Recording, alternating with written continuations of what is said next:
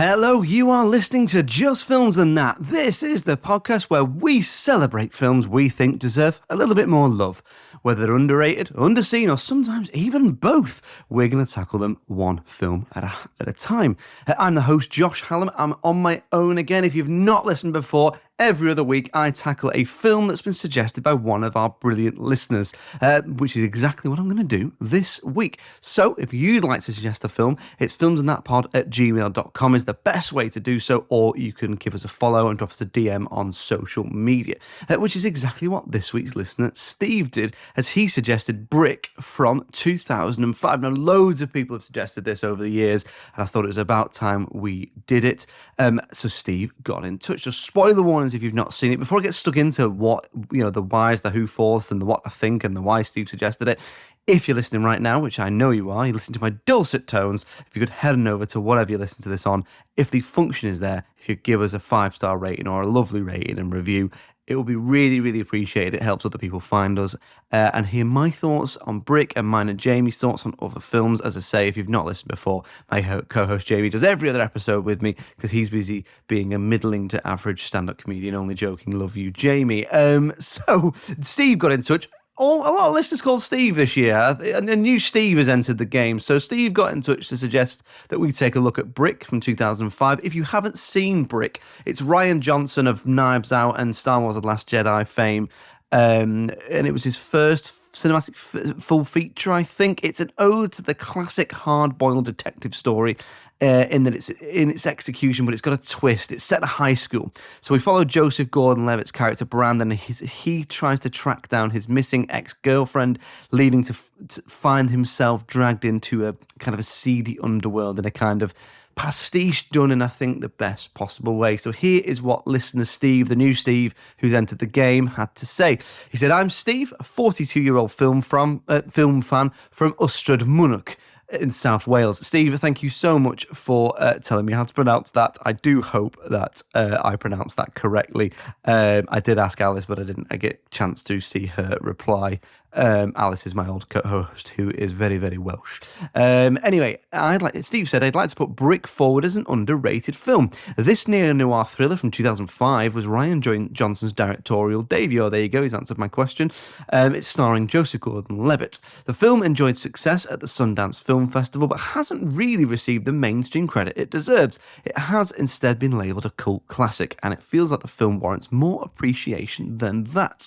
Its unique style and mood in this modern age of cinema felt refreshing at the time, and even 20 years on, it could still be released now and feel just as edgy. I'd agree with you there, Steve, actually. Joseph Gordon-Levitt's character, Brandon, encapsulates the low-key protagonist every high school in-between dreams of becoming. Fair enough. At its heart, the film is simply a love story about a relationship that never fulfilled its potential, and despite their estrangement, a boy still does everything he can to help a girl he wants love. And this is Rian Johnson and Joseph Gordon-Levitt at the best. Yeah, I suppose this will be the start of their relationship, and ever since Joseph Gordon-Levitt's been in, I think, every film Rian Johnson's done, even in, I think, the Knives Out films, is usually like a voice on the telly or a voice on the end of the phone or something like that. So let's get stuck in then. So going into this one. Now, normally I haven't seen the listener suggestion. I always try and pick films that I haven't seen, but I actually had seen this one, and I picked it for a few reasons. First of all, one was because it's been suggested by a few people over the years. I thought it was about time we did it. But second of all, I watched this when it came out on DVD, 20 years ago. Remember DVD? To the people approaching middle age like me. And when it came out, I didn't get it. I didn't get it. I don't know. I mean, I would have been, 20 years younger, so a lot younger and a lot more foolish, or just a lot more younger and still as foolish, but thought I wasn't. And so when I saw Steve suggested it, I leapt at the chance to kind of to revisit it. Especially considering the success that Rian Johnson's had since. I mean, again, if you don't know Rian Johnson, he's the guy behind the Knives Out films. He's also responsible for either making a good Star Wars film or a terrible Star Wars film, depending on who you ask, which is not what I'm going to get into today. So let's get stuck into what we thought then. So if you've not listened before, I talk about what I liked, or we talk about what we liked, move on to the dislikes, then we circle back to that critical reception, and we have a look at, is it underrated, is it underseen, is it both? So yeah, likes then. Really enjoyed it this time round, I have to say. so much better. I sort of got it. I don't know what I was expecting last time, but I would have been, I don't know, 15 or something like that. So I was probably just, stupid. But I thought the execution was excellent. It's such a great idea, a modern noir in a high school. And I think a lot of this is on Rian Johnson. I mean, he's really Robert Rodriguez this. He's done everything, written it, directed it, probably done the catering as well. And it's a really fine balance to strike, and the fact that he executes it so well that it's a pastiche, but it doesn't come off as as a parody, and it doesn't come off as something like a sort of teenage Bugsy Malone or something like that. A lot of that's in the script. The script, it's really, really well written. I mean, I think whatever you think of Rian Johnson, he's such a good writer. The dialogue patter that he captures in terms of that classic noir, Maltese Falcon almost, I don't know, Casablanca is not necessarily a noir, but that's the sort of thing it's going for. It's almost poetic in its quick fire dialogue between characters in terms of, it's delivered in complete sincerity and it keeps the tone, but it somehow works in the world that he builds. So it's consciously vague in that Brandon knows more than you. Joseph Gordon-Levitt's character knows more than you, and they let you know that, so you know what you're in for, but you're along for the ride. In that you are also the detective to a certain extent. And I think by putting that on you as the audience member, that's where it really excels as a detective story. The world building, again, is impeccable. The world building is really great. The whole setting feels isolated. At first, I wasn't sure, and then I sort of realised it must have been a choice to not set it in a city, as it makes everything feel like a goldfish bowl, so it kind of feeds back into that wider idea. All of that is undercut with a great bluesy jazz kind of score, so that all creates this kind of pastiche with love without taking the piss, but also being earnest. It works really, really well. Again, the camera work pays tribute to that as well. It pays tribute to detective films, detective stories, the framing, the blocking, these pensive musings on relationships. You should be looking at this going, what does a teenager at school know about the nature of philosophy and love and things like that? But it works really, really well in terms of, again, the smouldering conversations over drinks by the fire, the downfall of people, the love, the hate, all that. It's a really hard line to walk, but it does it. And then every now and then it does find a little bit of comedy by reminding you it's set in a high school, such as a bit where the mum gives them all some apple juice and things like that. But it works really, really well. In terms of the dislikes then, there isn't a lot. I think a lot of this, I will preface this as well, a lot of this is personal preference. I will say I thought the pacing was a touch odd and it felt a bit dragged out. It probably could have lost 10, 15 minutes in places. That's just me though.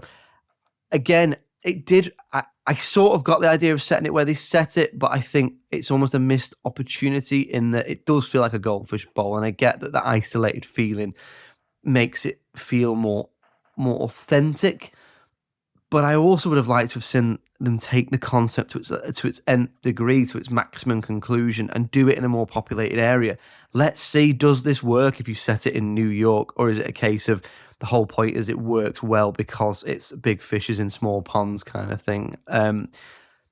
And then the other thing is, I guess I did find it a touch hard to engage with in an emotive sense. Now, again, that might be not what they're going for. It's just a personal preference for me that I like to engage emotionally with a story. So, yeah, nothing really there apart from a touch of the pacing, I'd say.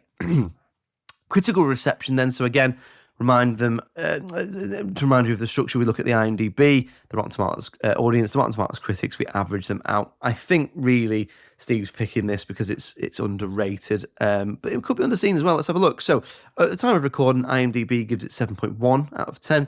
Rotten Tomatoes, the audience give it a whopping 86%. The critics give it a still fairly decent 79%.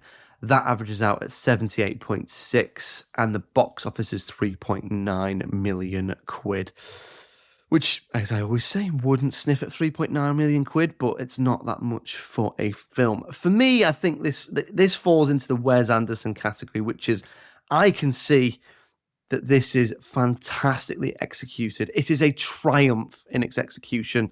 Struggled to connect with it personally, so wouldn't be in a massive hurry to watch it again.